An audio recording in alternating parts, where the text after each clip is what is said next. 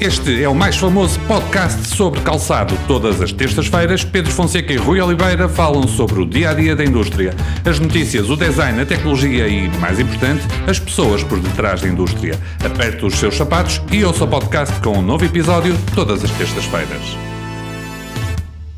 Este podcast tem o apoio de Login, agência de marketing digital para a indústria da moda. Sejam bem-vindos ao primeiro episódio do mais famoso podcast sobre calçado. O meu nome é Pedro Fonseca e tenho comigo o Rui Oliveira. Olá, Rui.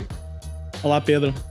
O tema de hoje é a crise das matérias-primas na indústria do calçado. Os primeiros problemas começaram-se a fazer sentir no ano passado, em março, quando alguns países asiáticos e também a Índia, países que fornecem matérias-primas e componentes para o calçado português, fecharam por causa da Covid-19. Desde então temos assistido a uma escassez e a um aumento do preço das matérias-primas para o setor do calçado.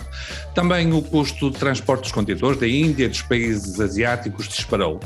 Para além deste aumento do custo de transporte, há também atrasos e cancelamentos no envio de contentores para a Europa. Tudo isto está a fazer aumentar o preço dos sapatos produzidos em Portugal, no momento de retoma da economia europeia, que se tem traduzido, felizmente, também num aumento do consumo de sapatos europeus. Rui, feita esta introdução, vou-te passar o sapato. Qual é que é a tua sensibilidade para este assunto? Pedro, a introdução foi excelente. De facto, aquilo que está a passar, não é, na indústria do calçado, e acho que é por demais evidente e transversal a todos os produtores, é de facto uma crise de matéria-prima, uma crise de abastecimento.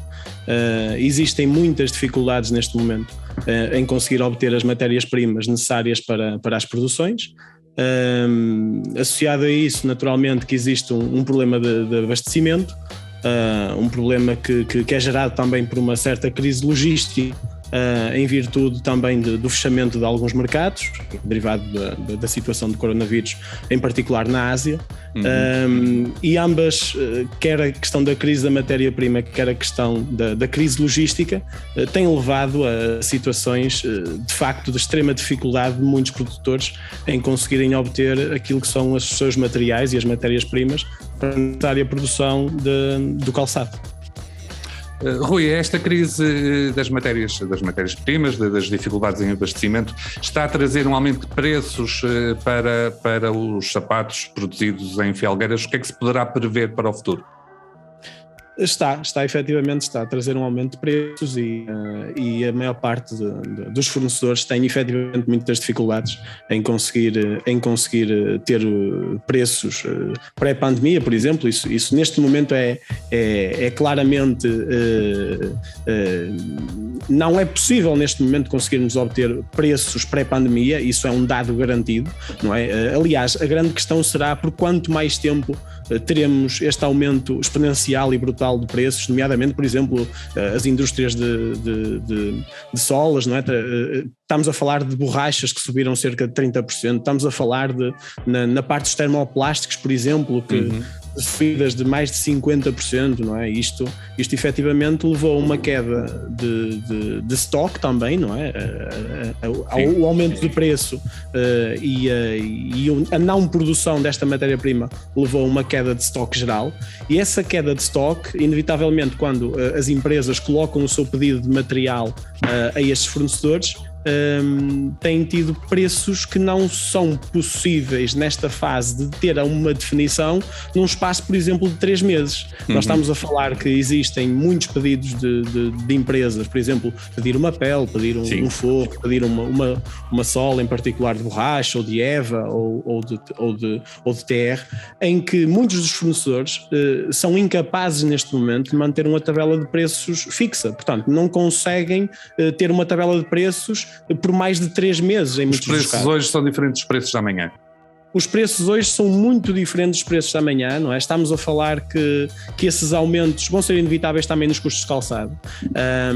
E estes aumentos são particularmente difíceis para a indústria e para este setor, porque muitas das vezes nós estamos a confirmar um preço, portanto as coleções são definidas, a coleção de outono e inverno é definida com muito tempo de antecedência face àquele momento em que vai ser efetivamente produzida. Portanto, quando estamos a definir uma coleção de inverno ao nível do preço a dar ao cliente, que vai gerar uma encomenda, naturalmente, nós estamos com os preços à data. E aquilo que tem acontecido é que nós, durante os meses subsequentes, vamos tendo aumentos constantes, o que dificulta tremendamente a ação da indústria, das empresas, porque a questão do aumento de preço depois não é bem entendida pelo cliente quando nós tentamos explicar que precisamos aumentar. Essa é uma parte importante também, não é? É a questão dos nossos clientes. Naturalmente que aqui não só a indústria do calçado em si está a ser prejudicada com este aumento de preços, mas naturalmente que o cliente também deixa de ter um preço o qual foi combinado anteriormente. Existe depois um trabalho comercial e das estruturas comerciais que tem que ser da aproximação ao cliente e mostrar-lhe esta dificuldade que existe por parte da indústria para compreenderem que é necessário fazer um aumento dos preços em geral. Isto já para não falar naturalmente que além da questão da crise da matéria-prima e da questão da crise logística, isto vai inevitavelmente levar a uma crise de preços, a inflação dos preços, portanto vai haver um aumento dos preços, muito provavelmente vai haver um aumento dos preços em que estes produtos chegam ao mercado e as próximas coleções terão que ser inevitavelmente a um preço superior. É claro que aqui vai estar a maior capacidade de absorver o impacto do aumento dos preços por parte dos clientes. Aqui, qual será a sua capacidade para baixar as suas margens de lucro? Porque aquilo que nos é pedido, aquilo que é pedido à maior parte das empresas é que baixem as suas margens de lucro, é que baixem os seus custos para que possam manter os clientes as suas margens. Portanto, é uma tarefa muitíssimo difícil por parte quer por parte dos clientes, mas tem que haver aqui uma aproximação clara entre os dois para que as coisas corram pelo melhor. E aqui a questão também é, no fundo, no futuro, os preços vão se manter altos das matérias-primas, dos componentes, e se vão ficar altos, ou se, com que esperemos nós, com o regresso à normalidade da pandemia, se voltará tudo ao que era no período pré-pandemia. Exatamente, não. Os preços naturalmente que durante os próximos meses, e é sabido pelas informações que vêm a público na comunicação responsáveis de várias empresas e de várias e de vários grupos têm-se manifestado preocupados, porque este aumento tende a durar pelo menos durante mais 6 meses a um ano, até alguma estabilização dos mercados. No entanto, é natural que esta questão do aumento dos preços, esta crise de matéria-prima e esta crise logística vai gerar depois muitas dificuldades às próprias empresas em cumprir com, por exemplo, com as datas de produção, e aqui uma palavra de muita força a todos aqueles que estão na parte de planeamento de produção, porque efetivamente é uma tarefa extremamente difícil não sabermos quando é que a matéria-prima chega para a produção, não saber quando é que é possível colocar a máquina a funcionar, como se costuma dizer, porque não conseguimos ter um compromisso de quando é que a matéria-prima efetivamente vai chegar. Ou seja, além do aumento de preço, é a dificuldade em conseguir ter esta matéria-prima, e isto vai se manter por um período longo. Portanto, há que haver esse alerta desde já por parte de muita gente que é uma situação que tem que haver muita flexibilidade de parte a parte, e aquilo que se espera é naturalmente que no futuro, num espaço de 6 a 9 meses, provavelmente por alturas do verão, já consigamos ter de certa forma alguma estabilização. Pelo menos essa é a expectativa e esse é o desejo da indústria do calçado, naturalmente. Rui, tens conhecimento de fábricas de calçado ou de componentes que tenham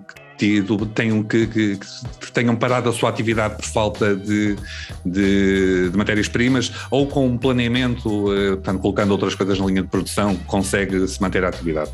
Sim, eu penso que é geral.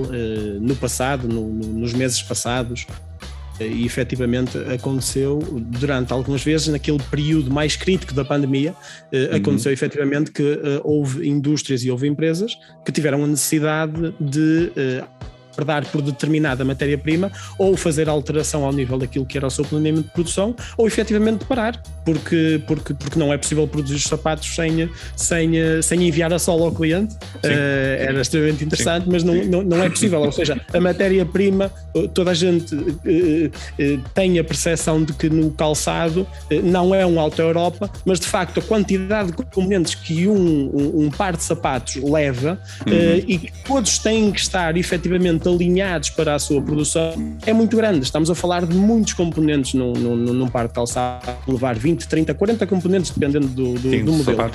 Não tendo, por exemplo, cordão, é efetivamente muito difícil colocar em produção. Portanto, houve de facto muitas dificuldades, e há dificuldades que são evidentes relativamente à falta de matéria-prima e naturalmente que levam a muitas empresas a terem que ou alterarem as suas produções ou pararem, que é algo que ninguém deseja naturalmente. Rui, mais alguma coisa queres acrescentar sobre este nosso tema?